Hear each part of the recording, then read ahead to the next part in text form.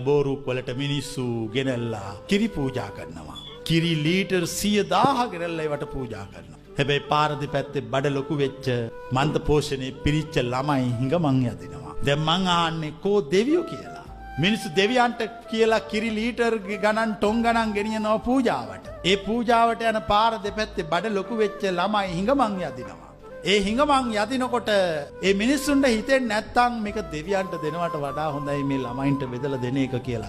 එහෙම හිතෙන්නේ නැත්තම් එතන දෙවියෝ නැහැ. කවුරු හරි පූජාව අරගෙන යනකොට එයාට හිතෙනවා නම් මේක ගිහිල්ලා මම මේ මැටි ගල් පිළිමොල්ට පූජා කරනවට වඩා නරකද? මේ සාගින්නෙන් පිපාසාවෙන් මරණ වේදනාවෙන් කෑ ගහන මේ අහිංසක මිනිස්සුන්ට මේ පූජාව මම බෙදලා දෙනවා දෙවියෝ මාත් එක්ක තරහා වෙච්ච දේ.